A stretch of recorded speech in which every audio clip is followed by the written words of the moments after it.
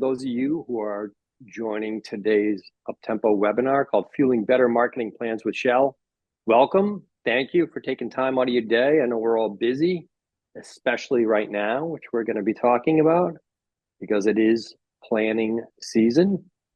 My name is Jim Williams. I'm the Chief Marketing Officer at Uptempo. For those of you who are unfamiliar with Uptempo, permit me my very short description. We are enterprise marketing planning software. We provide a platform that allows people to plan better, spend smarter, execute with confidence. And also we provide a lot of best practices around the planning process itself.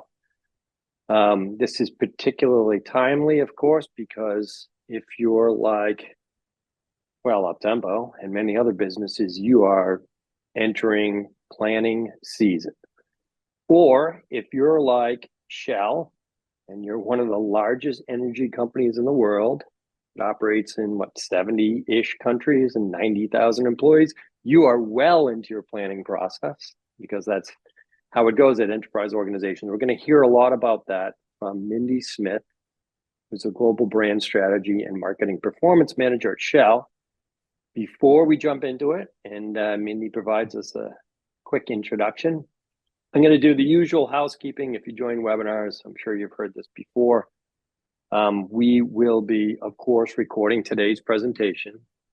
So if you have colleagues, friends, family that want to review this, we will send you the recording and you can share that. We encourage you to do that, of course. We will be, of course, doing Q&A. I encourage you to keep track of your questions. I think you can enter them in the Q&A feature here on Zoom, or you can just hold them to the end where we will address those as we go. So keep those in mind as we go. I have been reminded over and over to tell all attendees that we have an exciting giveaway. We are giving away the brand new and innovative AirPod 4. That's a special thing to one lucky attendee. So if you get a call from Uptempo, make sure you answer it. Pick up the phone because we're going to be calling a lucky winner. Those AirPod 4s are pretty cool. I was reading about them. Awesome noise canceling technology. They even have hearing assist in there. So cool stuff. I would love to have a set myself. Couple other things. At the end of this, after we do Q&A, we'll do what we call a backstage pass.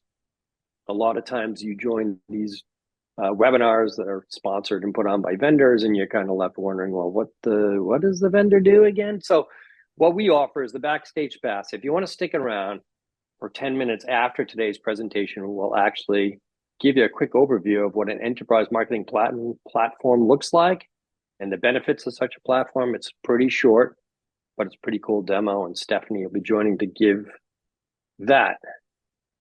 And I think that is everything. So let's just jump right into why are we talking about enterprise marketing planning and the planning process? Well, because again, as I said, we're entering planning season, and that is can be a frightful period of time for marketers, especially at very large global organizations like Shell. Marketers come from a variety of backgrounds, like myself. I studied super lucrative political science in university and then kind of found my way in marketing. I was never taught how to do planning, and usually when you learn about how to do planning, you enter the stage of your career where you're a major budget holder, or you're running a team, or you have some large remit, and suddenly it's like, oh my gosh, I have to figure out how to plan all this stuff and convince the executive team that I'm going to be a good steward of the marketing budget and hit intended targets and support company strategy. And it can be stressful, and there's a lot of moving parts and a lot of eyes on that. So we're going to talk about how to get through that. And in order to best do that, we love to hear from practitioners. And Mindy, you're an excellent example of a practitioner. So maybe give a quick introduction and we'll roll into this. Sure. Thank you, Jim. Hello, everyone. My name is Mindy Smith, and as Jim already mentioned, I am the Global Brand Strategy and Marketing Performance Manager for Shell Mobility. I have been with Shell for over 20 years in various roles: local, global, marketing, sales, customer experience, insight. Prior to Shell, I had been with a few CPG companies, Kraft Foods and Coca-Cola. Currently, in my role, I manage a team that manages many different initiatives for the global team. And we work very closely with all of the local markets in our direct markets. We actually have over 80 markets in Shell Mobility. We are the largest mobility retailer in the world. We service around 33 million customers every single day. Our marketing planning process, we have a long one. So for us, we really kick it off in March of every single year for the following year, and then really wrap it up in October. But the critical crunch time is May through first week of October every year. And that is really where the peak collaboration between global and local teams happens. And that is where insight sessions are held, workshops are held, the key collaboration calls or meetings are held. To kind of give you an idea of the scope that we have in Shell Mobility, we have over 450 up-tempo users. And every year we have over 1,000 unique marketing activities that go into the up-tempo tool. I think I might also mention, in terms of Shell Mobility, I say that and I assume everybody knows what that is. So Shell Mobility is really the retail part of Shell. It is the face of Shell to the customers, I like to say. It is where people go to fuel their cars, charge their EV vehicles, get a car wash, purchase something from our convenience retail shop, whether it's a beverage, um, fresh food, something like that. For us, we do have a global strategy, and what that is one of the key elements of our marketing planning process, right? It's making sure all the markets are focused on the priorities and that everything, every activity, campaign, whatever it is that we spend marketing money on rolls up into our wider strategy and delivers value. I can't I can't even begin to imagine that planning process. You'd say 80 different markets, all these different products. That's got to be a challenge, and it takes a bunch of time. You said May through October is your busy season of just getting coordinated. There's a lot of moving parts, and I imagine that must come with its share of challenges. Can you walk through what some of those challenges look like at a company of your size? Absolutely. Now, just to clarify, we don't do our strategic marketing planning process is not for all 80 plus markets. We really focus on the 31 direct markets, Mm-hmm. which is still a considerable amount when you think about it. But I just wanted to clarify that. You know, our biggest challenge, especially with so many markets and, many markets being different, was before we had this process, everyone was using their own method for marketing planning. And quite honestly, I think a lot of people were just throwing together an Excel spreadsheet of here's how I'm going to spend my money, maybe 10 high level lines at the most. And that was it. There was not a whole lot of detail. And the worst part was it didn't even sync up so that at a global level, there was a view as to what were their activities lining up to the global strategy. Brand managers being able to tell roll up, for instance, how many markets we're going to have a Shell V-Power campaign next year, for example. You cannot just push a button and view that. You had to reach out to people in every single market and hope that they responded. And then if they did, they'd send you their version of truth. And then you would try to take 30 plus different measures of, what their plans were and try to merge them into one. And it was a lot of manual work, not a whole lot of visibility into the details. And it created a lot of siloed processes, inconsistent messaging with our campaigns. There were data inconsistencies as well. I mean, if you're thinking about it, one of the key elements as marketers that we do is not just execute a good campaign, right? We also measure the results. We see what worked, we see what did not work. And if you don't have the data, you can't do that and you can't adjust and learn. And, marketing planning more so now than ever before, it's an agile process. It's not a one and done exercise.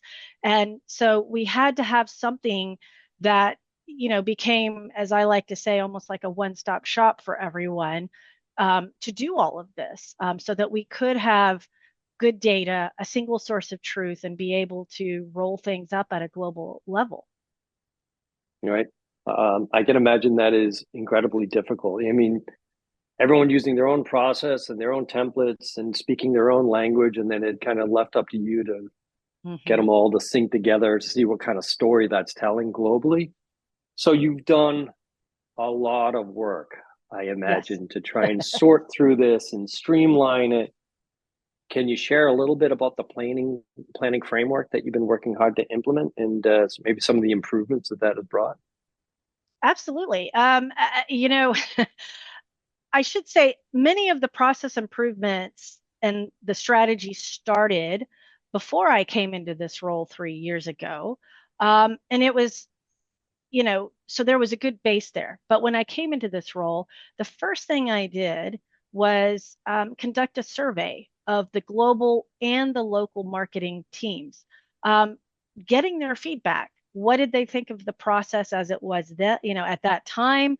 Areas where they felt it could be improved. I asked them what their biggest pain points were in the process. And that gave me great feedback as to where we were. And I think I mentioned earlier, I also had come from a local marketing team as well. So I had admittedly some of my own thoughts on how things could have been improved as well. And Right. the biggest thing for me was, yes, we need a global process, but we have to give markets more flexibility. So I like to say it's locally led, but globally supported.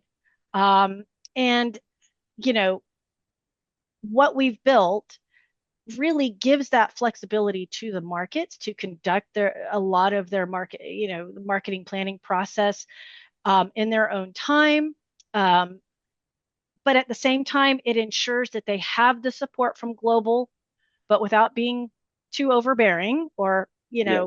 them feeling like global's encroaching on their space, if that makes sense. And at the same time, it also ensured that local markets, before they even started the process, they were very much aware of what the global priorities are, what creative assets might be available for them to localize. And, of course, that goes back to what I said earlier about driving value. Instead of every single market starting from scratch, creating their own assets, creating their own plans, having one central hub for everyone to, see what's already out there that they might be able to shamelessly steal was a Mhm. huge improvement, right? And again, going back to that, improving the collaboration and making sure things sync up. It was interesting too. In that feedback, not surprising, I heard from smaller markets that they felt ignored. I heard from larger markets, they felt that everyone in global was using the opportunity to fly to their market and crash their planning meetings and get involved and not necessarily provide true value. Yeah. So I put we put a lot of thinking into how do we give enough structure to have that structure and support, but give them that flexibility. One of the other things that I discovered was, frighteningly enough, sometimes not every market was really using data and insights before they started their plans. Going back to, you know, how do you put together plans and know what good looks like if you haven't even looked back and seen the performance of your past plans? So in the Shocking. structure, Shocking. yeah, exactly. So in the structure, we have kind of, I hate to use the word mandatory, but we basically lay out for them, hey, you have to have an integrated insight session. And yes, there will be someone from our insights team to help you with that, to provide data and insights. And we provided templates for that session as well, so that they are even thinking about a SWOT analysis, a PESTLE, what are competitors doing? What are, external factors that could be, you know, impacting their business next year, for example, whether it's economic or weather or any kind of thing like that. Think about that before you really start putting your plans in place. And one of the things that we do is we created a marketing planning playbook. And this is basically a cheat sheet for all the local teams of every global asset, initiative, even pilots that we might be doing for certain markets that we're seeing success in, that they might be able to do the same thing, shamelessly steal, as I like to say. Yeah. Yeah. And we made it very user friendly, where because it's quite extensive. It's over 85 pages, but we included hyperlinks. It's organized in by category so that they know if they're looking, for example, for, and I'll just say Shell V Power assets again, they can click on that link and go to that section and see every single bit of support that the global team can provide them to help them as they put their plans in place and start developing those assets for those plans. And we provide that to them way before they even begin their marketing planning work at the local level. The other thing that was big that I should say is the subject matter experts. In a company this large, obviously you have brand managers for our big brands, you have pricing managers, you have global customer experience experts. And, you know, you would assume that everybody might know everybody, but that's not the case, right? And you have new people that start, people change roles frequently. So the other thing we did is we put a structure in place with those subject matter experts where, and it's even organized, I should say, by geography. So that if there's someone in Thailand, the local Thailand team, for example, would like to engage and have a subject matter expert for V-Power join their marketing planning workshop, we make sure that it's someone from that V-Power team that is located in a geography that's as close as possible to the same time zone as the Thailand time zone. And for those on a global team, you understand the importance of that, because I am located in the United States, and I have been one that has been on 2 a.m. marketing planning calls in the past. And, we were trying to eliminate that so that people were available and it was at a convenient time for all. So we put a lot of thought into making sure there was that connection and awareness of the subject matter experts for the local team, and making sure that the global subject matter experts understood their role as well. So it's, if I look at this slide that you have up, that kind of Mm-hmm. outlines the process and some of the assets. So it's kind of this tug of war interplay between providing structure and assets. Yes. It's awesome. Like that playbook almost sounds like, oh, it's almost like a menu. I can pick this, Yes. and then Yes. customize it. So it's that, but then at the same time, encouraging teams to not just pick a bunch of things and do what happened last year, et cetera, to think a little bit more using the market insights and subject matter experts and everything else, right? Kind of that delicate balance and come up with the right plan. Absolutely. In fact, the timeline that you're showing now is very high Mm-hmm. level. We have Yeah. a more detailed one, and I decided not to share it because it would probably make people's head spin. It is that Yeah. detailed. But this gives you a flavor for how we organize things in our marketing planning process. It's great. It's very detailed. And look, a lot of this, what I'm seeing is, okay, so you're an energy company and you have certain markets and certain products, but the structure and the framework you put in place is widely applicable to any very large enterprise organization, right? Trying to maintain that delicate balance and inject expertise and subject matter experts and templates and programs and all of Mm-hmm. that, I think is it's pretty profound, the changes that you guys have brought in. Yeah, and one of the things that was important to me too is coming from a local market. Okay, this is great. You've put together this structure. I'm very aware of the due dates and what I, as a local marketer, need to do. Um, Yeah. but the other thing is, and we run into this quite often, is especially if you have someone new, especially new to the company. I mean, shoot, just learning the acronyms takes over a year, right? Right, um, right. we wanted to inspire people to think differently also, and feel part of a community where they do feel empowered to ask for help and to think about different ideas, right? At in the planning process, no idea is a bad idea yet, right? Let's think about this and talk through it.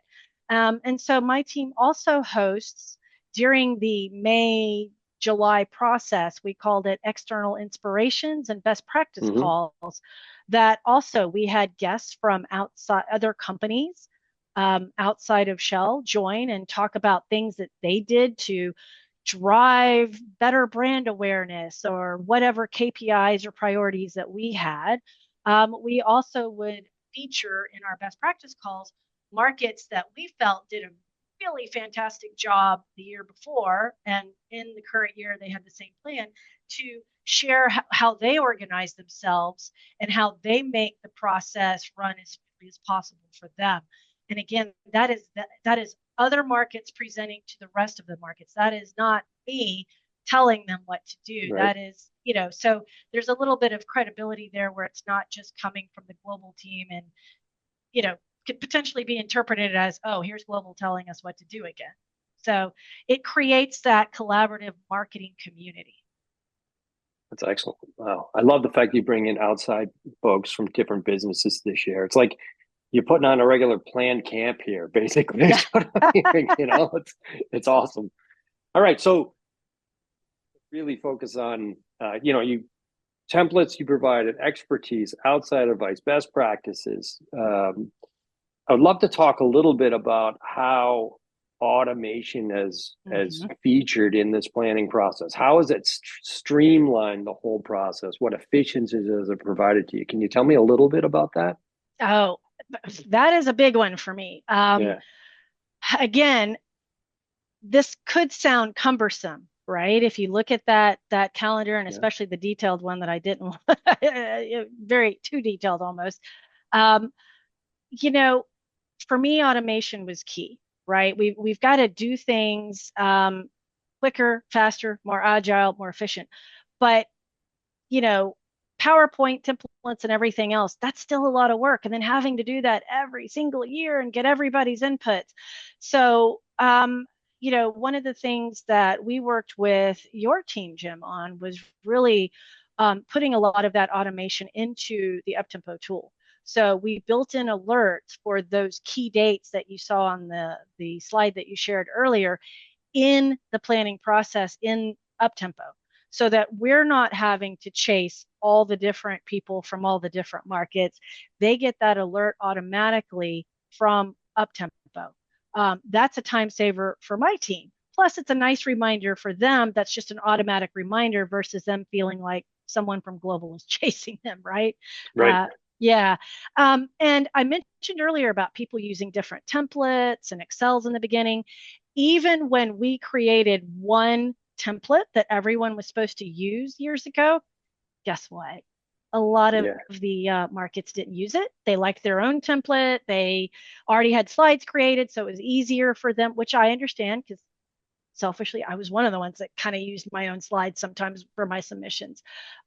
So by building those templates in Uptempo, everybody's using the same template, right? And one of the big pieces that I just absolutely love is once they put their information in the tool that's in Uptempo, they can press one button and get a plan on a page just by pressing one button.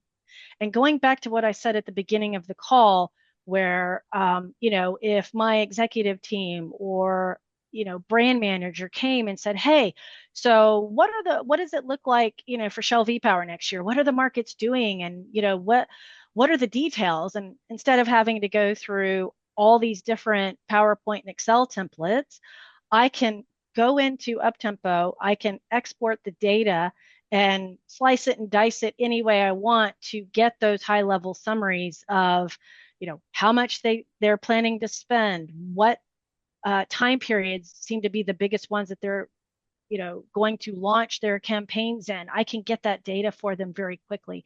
That's a huge value, right? That's time saving now for other teams, not just mine.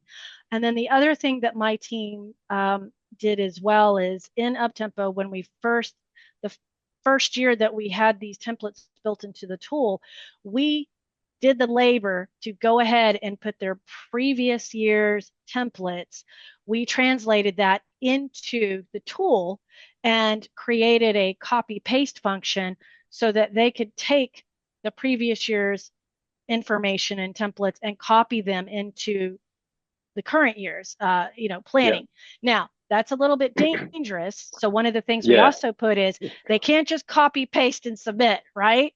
So there are some checkpoints where they go in, they adjust, they have to confirm that they have made their changes for the current calendar year, and then they Yeah. actually have to click submit to send them. So it's not like they could just copy and paste and that's it, because we don't want them doing that. Again, you need to look back, see how things went, make adjustments, and our priorities could also have shifted, right? There could be some new priorities for the next year that weren't incorporated into the prior year's plans. And the feedback that I received from the markets was just tremendous. Obviously, some growing pains the first year because Sure. everybody's getting used to the new method of doing things inside Uptempo. But for us, moving forward, they see the value, they see how much time it's going to save them. And it also becomes the marketing record, because, as people either leave the company or they move to a different division, new role, a lot of times those external PowerPoints would get lost. People couldn't find Sure. them. They weren't on the SharePoint anymore. And so now you have everything in record in Uptempo so that the new team that comes in has immediate access. Interesting. So is that once those templates are in, they sign in blood, hit the submit, etc. Yeah. Going back to adjust those. You talked about how planning is an Yeah. agile process, etc. They're going back regularly, or is there scheduled intervals where they kind So of do you know that? what? I should probably clarify something. So I've been talking about the strategic marketing template. So those are the Yeah. templates that come out of those workshops and insight sessions, and those are high level. And if on the timeline you showed earlier, that's what's due in August. Okay. Now, the phase, the most important phase, in my opinion, now where we are now is they have to have their detailed budgets and spends Hmm. with their specific activities and line items in up tempo by the first week of October. And so Okay. going to your question, that is where, the rubber hits the road, because the Right. high level, yes, it's not specific. We're going to spend X amount on radio and TV at that level. It's just we're going to Hmm. have this much for media, focusing on radio, TV, and out of home, for example. And then for this priority, we're going to do this. Now, what they're doing right now is putting the line by line exactly how much they're going to spend with the exact dates, into Uptempo. Yeah. And Very yes, they do interesting. go in and they do update those. So, um, you know, going back to automation, my goal 3 years ago was to make Uptempo really the one-stop shop, because how many of us have 5 different tools we have to go into for different things, whether it's budgeting or planning or project management tools, all sorts of things. I wish it So was just five, right? Like five is pretty, I know I pretty was low being number. generous. So what we've done is we've tried to integrate as and put as much of it as we can into Uptempo. So we really use Uptempo for marketing planning, for our actual budget planning. We also, it's where we now create our PO requests. It's where we have our accruals put in. And that's a monthly process. So to answer your question about how often do we tell them, now, I can recommend all day long that they should go in every single day, every single week, but we all know people have their own timelines and their own priorities. But with things being built in the way we have it, every marketer goes in, I guarantee you, at least every 2 weeks. They have to, Hmm. right? You have Yeah. to kind of see where you are with the spends and the results, and you have to be able to adjust for the rest of the year based on those results. I'm gonna so I'll just throw a curveball question because I'm curious. Like, tell me about the role of planners versus finance. Is Oh, finance and like how what is finance's yeah, involvement with the planning tool? that's a great question.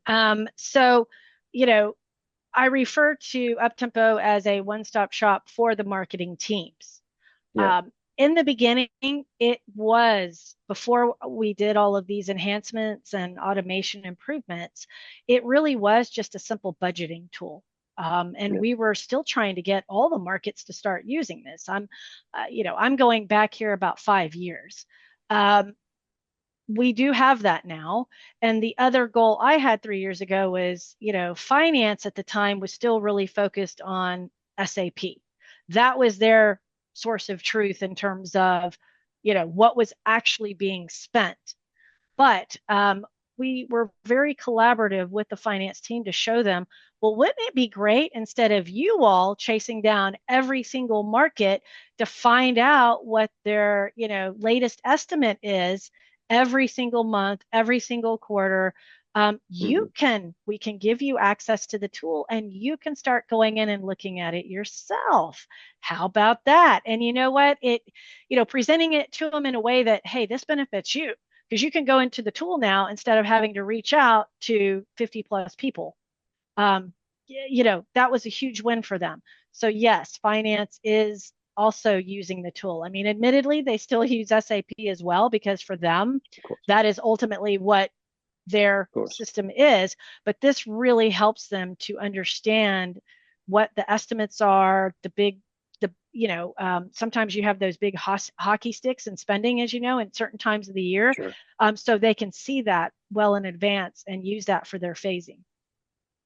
Interesting. Have you seen improvements in like forecast accuracy in terms of the relationship between what marketers are saying and what finance is expecting? Are those some Yes, improvements you've experienced? Yeah. yes, absolutely. We have, and it goes back to something I say to the marketers all the time. It's as good data in, data out. It's as good as what you put in. So make sure it's good and make sure you're keeping it updated. Because what you don't want to happen is you don't put things in and update. And yes, someone, whether it's finance or someone from global team or the executive team goes in and something looks really off, guess what? You're going to be getting a phone call. And I don't think you necessarily want that phone call from some people. Those have never been pleasant calls in my experience. Yeah. Yeah. But it's a delicate balance, right? Because again, you also don't want to feel, you don't want a local market feeling like Big Brother is watching. So again, it's all about Right. communicating the benefits and the value to them. Is that a big part of kind of your role is kind of this almost stakeholder management type of thing, the collaboration and Yes. communication? Because I imagine that you're a brand manager, you want one thing, you're finance, you want something, you're a regional marketer, you want something different. Like that must be a challenging role for you to balance all of those competing demands. Yes, absolutely it is. And, there is credibility when I raise my hand and say, I used to be on the local Yeah. marketing team. And you know what? This drove me crazy. This is why I changed it. And this is why we have the process we have now, because it's to help you. It's to empower you because ultimately the local teams really do have the power. They're the ones that are, driving the campaigns, creating the strategy that works best for their market that rolls up to the overall company strategy. Okay. It's amazing. It's obviously quite a transformation that you've been driving there at Shell with your colleagues and everything else. I'm sure it's a team effort, et cetera, but it's pretty amazing. You just think of the size and scope and Mm-hmm. complexity of an organization like Shell, some of the process that you put in place. So I've just hogged all your time with all of my questions, and there are other folks that I'm sure want to ask some questions as well. So if if it's all right, we'll go to the Q&A section. And remember, like it's easy to just use the Q&A feature in the Zoom interface to ask any question you might have of Mindy. Um, there are a few to kind of get us started. We talked about stakeholder management a bit, and let me just Mm-hmm. I'll press on that a little bit more. Like, tell us about like what other techniques do you use to get buy-in from various teams around some of these changes to the process? You know, you talked about using different templates, the easy copy, but not too much Mhm. copy, et cetera. Can you tell us a little bit more about that? Yes. You know, I, I started with the survey. I mentioned that earlier. And that, besides giving me great feedback and understanding some of the pain points and the things that weren't working, the other thing it did was it created leverage for me, right? Because then I could use that data, going back to utilizing data, I could use that data with key stakeholders to say, see, we're making this change because people asked for it. This is what the markets have said will help them and free up their time and make things more efficient. The other thing is, showing that value, literally putting a number on it in terms of number of hours saved. I think I had I had done a calculation where with the 3-year roadmap of all the enhancements and automation, it was something, I think it was over 300 hours of saved time between global and local teams by not having all that manual work now and having everything in one place in the tool and having things linked. That's amazing. Mm-hmm. Care to put a number on that? No. Well, I did. It was over 300, and then Yeah, I got hours. Yeah. So it's a lot of savings and yes. efficiencies. It's pretty incredible. And also I missed my cue. So just for those of you in the audience that are wondering, what is this slide they got put up? Obviously, I talked about Uptempo as a planning platform for enterprise marketing and finance teams. We also offer quite a bit of expertise that I mentioned. And an example of that is the blueprint for marketing planning. I would encourage you, there's a QR code right on the screen, but if you want to get a blueprint, much like what Mindy has done at Shell, she put together a blueprint and resource. So we've done that more generically for many different types of organizations in different industries. I would encourage you to go check out the blueprint for marketing planning. It's free. It's easy to download. You don't even have to fill out a form. I think I might be saying that wrong, but it's right on our website. And as part of that, we're doing a series of planning workshops over the course of October and into November with our partner Inverta. So I'll be really excited to do that. Those are right on the blueprint page. You can see what the dates are for that. So check that out. Download the document, read it, and then join the workshops to hone your skills around plan. But let me continue with the Q&A. I actually have some couple of interesting ones here from folks on the line. A great one from Jennifer who asks, how would you recommend a business starts this evolution while they're still in the Excel file stage? Yes. Great question. It's really about change management, I think, right? If I'm understand, well, there are two aspects that I see with that question. The one Mhm. is, how do you get all the stakeholders aligned? That can be the biggest challenge, quite honestly. I mean, you can put your templates together and have a great framework and structure, maybe even starting with your blueprint for marketing planning, Jim. But ultimately, it's only great if people are using it, Right, and you've really right. got to get that stakeholder management and sign off.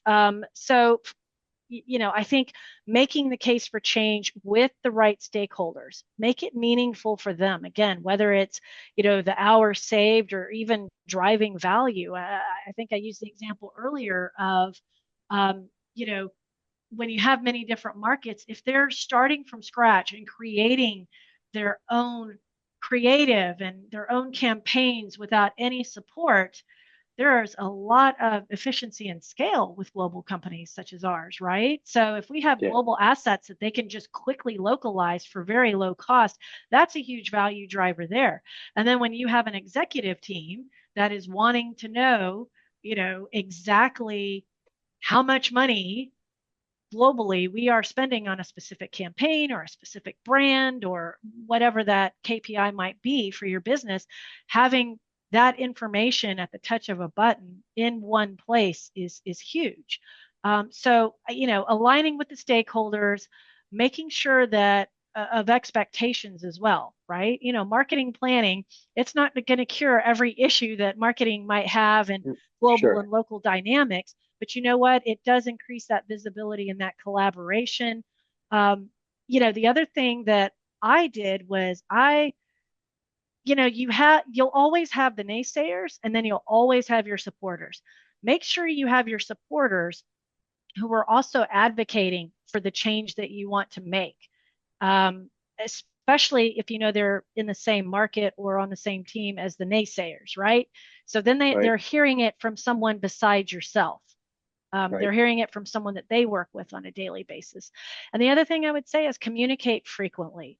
Um, and communicate in a way. You probably picked up on the fact that I said things a certain way about we don't want this to be we didn't want the local markets to feel that global was shoving this down on them, Right. right? so Right. so everything was a team effort, and we are here to support.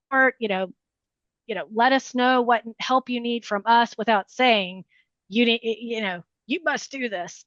We try not to do that. It's more carrot than stick, as I sometimes say. Right. Right. Because Yeah, force meets force in those types of situations, right? The pushback absolutely. is 2x. Can I double click on some of your comments there around this question Jennifer asked? So, a lot of times motivation, you said get Yeah. stakeholder alignment, stakeholder back, and a lot of times Yeah. that motivation comes from like pain, frankly. Hmm. How do you convince, say, executives that they're looking for visibility, but how do you convince them that the lack of visibility has a business impact, a measurable business impact? You talked about 300 Oh, hours, but yeah. sometimes executives are like hours, those aren't my hours. Like what techniques you use to kind of build that business case?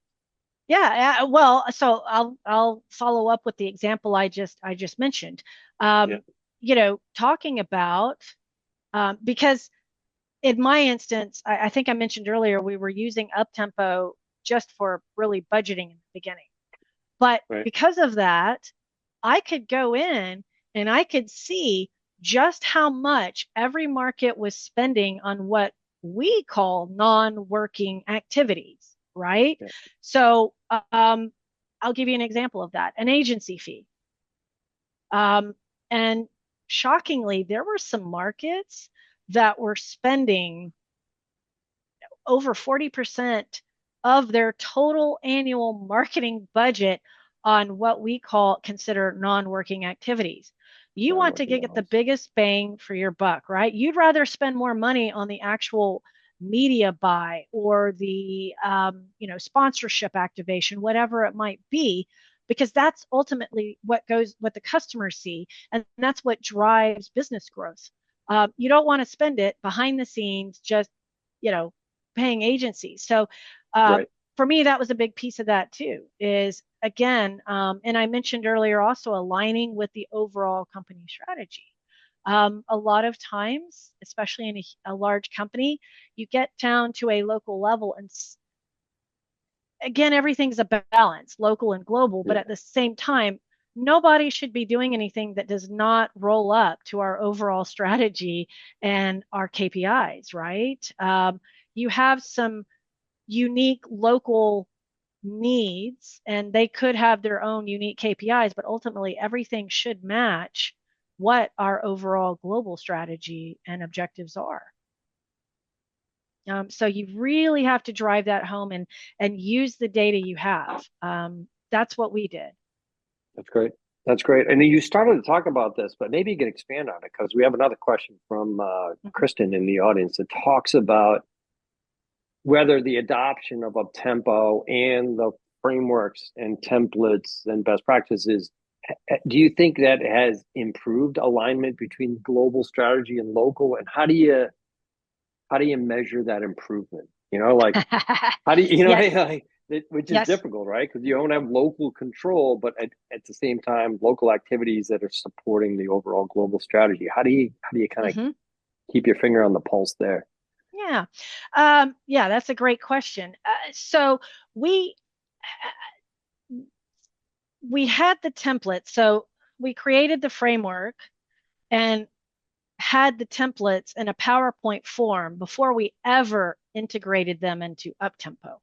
I think I Yeah. mentioned Yeah. earlier, the first year we did that, though, we saw that half the markets didn't even use the template that we told them they really needed to use. They still use their own. Um, uh, Safety but blankets. yeah, Yeah. um, but for us, having that integration, um, yes, it again, the purpose of the templates is not to pound our fist necessarily and Hmm. say this is what you need to do, blah blah blah. They're they're they're detailed enough it starts the thinking, right? Yeah. And Yeah. the templates line up with our priority. So going back to that global and local. So you know, it asks them for each of the key priorities, what are your plans in these areas? Now, we're not asking them to necessarily in those high level templates, put every little detail. That goes in later. But during those workshops and that peak planning time and insights time from May to August especially, it just even looking at the templates forces them to start thinking about that, right? Yeah. And going back to the important role of a subject matter expert, which is usually a global brand manager or a customer experience manager or operations, whatever that might be. It's a two-way street. So we put the framework in place, we connected people so that they knew, everyone was aware who were the Hmm. SMEs for each market, and the market knew who their SMEs were. Now, we said to the local markets, we're not going to insist that every SME get involved in your workshops and in your plans, but you should align with what they have or what they're working on that you can use. And in some of those best practice sharing calls that I mentioned earlier, a lot of times we would use that opportunity for the local team to talk about how they had collaborated with, for example, the global Shell V Power brand manager. And oh, guess what? They were able to help us with creative that they funded, that we just had to localize. And you could almost see some of the marketeers on the call from local markets go, oh, I wonder if they could do that for us. That would Right. be really helpful. That would, so it's that kind of interaction. I don't know if that That's great. completely answered the question or not. Was No, I think very Go much ahead. so. I think that speaks right to the idea of alignment, especially with all the resources. It's kind of like a early warning indicator. You put all these resources out to help drive that alignment, and no one's taking advantage of them. It's like, what's going on there? Well, and Um, quite honestly, we did have that the first year yeah. that I put that together. Um, I do the survey every year, by the way, right? That's a continuous learn and improve. And the first year Hmm. I did that with the SMEs, I did get feedback from SMEs that they said they weren't clear on what they were supposed to do. And oh, we weren't sure if we were just supposed to reach out to every single market or if they were supposed to come to us. We weren't sure. And then we heard from markets, well, we never heard from our subject matter expert. Like, no, we didn't even. So even though we had provided the materials and even though we had Yeah. communicated it, you know how it is, right? Some Sure. people still miss the Sure. message. So for us, that gave us an opportunity to be very clear. And what we did the next year was I organized a call specifically for the subject matter experts, and I walked them through. This is, these are the roles and responsibilities. No, we do not expect you to fly over or dial in for every single market's calls. In fact, we've tried to break it up by geography so that it's not consuming all of your time. We realize everybody has a day job as well. So you're really just there to support. Now, if there is a key market that for you is part of your brand strategy, KPI, pilot, whatever you're doing, well, then obviously you should probably reach out to that team and make sure that you all are aligned so that, what you're working on for their market, you're everyone's aware and working together. Um, on the same token, we had calls with the local markets. I had one kickoff call that I do every March, where that is where we make sure that the local markets are aware of here's the timing, here's the process, here are the SMEs. Again, here are the roles and responsibilities. So don't just sit back and expect people from the global team to just knock on your door, we have told them because you have told us that you felt overwhelmed by all the global in the past. So we've told them to, let you invite them in and use Yep. them as needed. So being very Right. clear on if you need help, ask for it. Right. Very good. Yeah. Very good. Um, I know it's going to stress Stephanie out because trying to ask her to give a demo in 10 minutes is challenging enough. But there's another good question that just has to be answered. But Yeah. so I'm going to go with one more. There's a question here from Valentina around this process and how it relates to aligning partners, agencies, and distributors. Ah, If you yeah. work with them, like what is the role there? How do you get them involved in this process? And how does Uptempo support that, if at all? Yes. That is a very good question.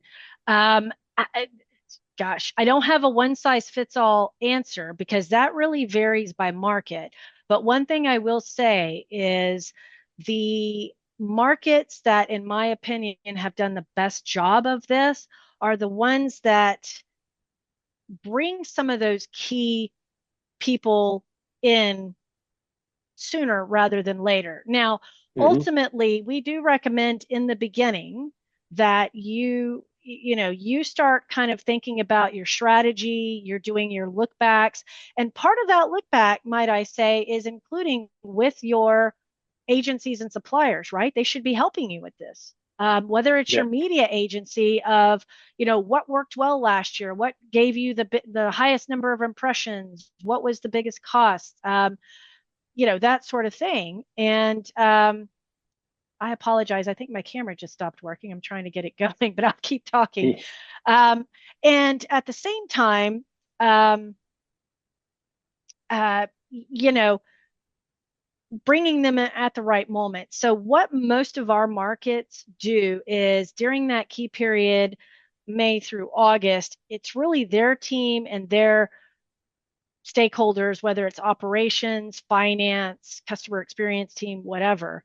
And then when they get into the really detailed level plans that they're going to put into Uptempo, those activity by activity, line by line, that's really where Mm-hmm. they have the agency engagements and all the other engagements before they finalize and put those numbers into the Uptempo tool. Okay. All right.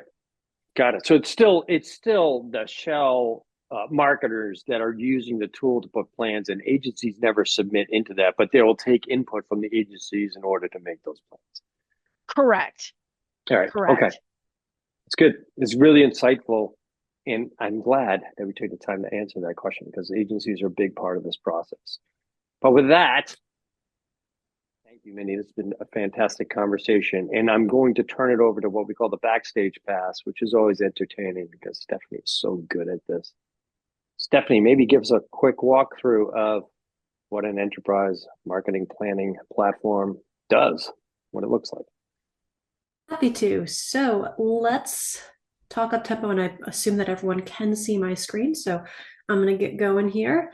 Now, up tempo. Planning is simple. It is a one-stop shop for planning and budgeting.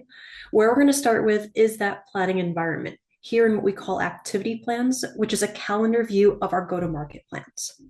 So we think about building out those plans. They can be built in a format that aligns with how each unique organization thinks about planning.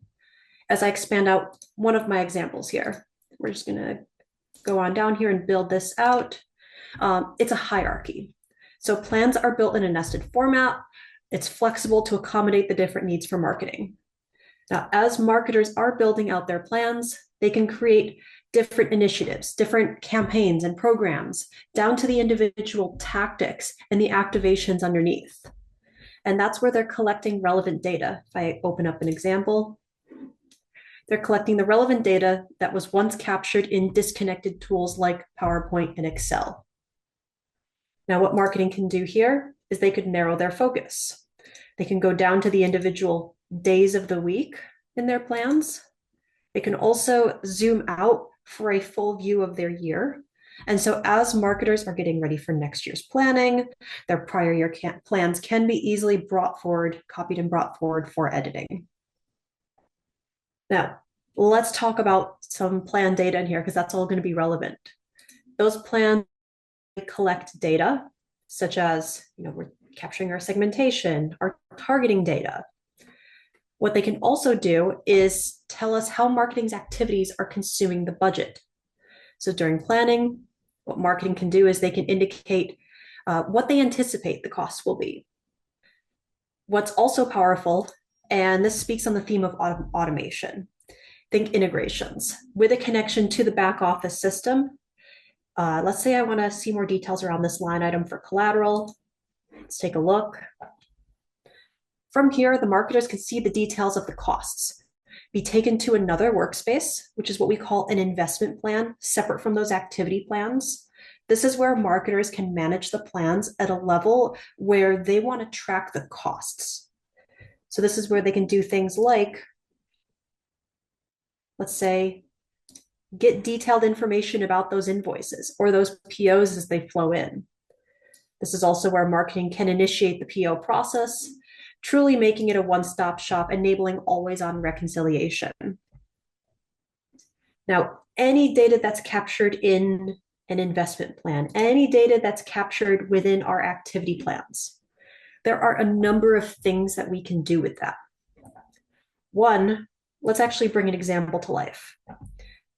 We've aggregated all of this data. We need to be able to export it in a format that's consumable to broader audiences. Based on the plan structure, this is another example, we have the ability to export what is in Uptempo into a custom PowerPoint deck. So let's go ahead and do that real quick.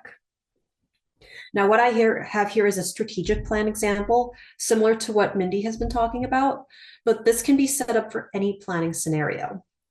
Think all of the plan attributes, all of the data that marketing has been inputting, everything can be done in your branding, your format. And it's all automated with a very simple click of the button. So kind of really quick on that theme of automation, out of the plan, we can orchestrate any data to downstream systems. Not here to death by PowerPoint you, but just to flash this up here as an example. We can send data from Uptempo to any of these systems. We can make sure that we have information coming back about what's happening in other places. Think like bringing back invoice data, bringing back campaign canvas and response data from a CRM or a marketing automation platform. Think like your Salesforces, your Eloquas, your Marketos. Let's get out of that. So let's talk about that example there. With an integration to Salesforce, we go back to my event shirt example. Marketing can compare their anticipated revenue against the actual performance. So what marketing can do is they can predict the revenue that they expect to realize as a result of their efforts. Now, this is all powered by a revenue model that sits on the back end. It's configured uniquely for each business so that marketing can compare to those actual results using this data to make informed decisions like where should they shift their investments. So let's bring that example to life real quick. And I know we're coming up on the end, but we're almost there. So let's talk about that example. Remember all of those attributes that we're collecting. Let's go back here. All of these attributes here. Those attributes are powerful in that they enable us to pivot our plans by any of these dimensions. So let's say marketing wants to understand how their tactics are performing by target persona. Let's see tactics. Let's actually just see all of our tactics. And let's group them by target persona. So our plans are still there. We've simply cut out a lot of the noise. And let's shift that from a calendar view into a very simple grid view. So my filtering has persisted. It's got my grouping. And now what I can do as a marketer is see, what have I got by my costs? What about my planned ROI? What about my actual revenue?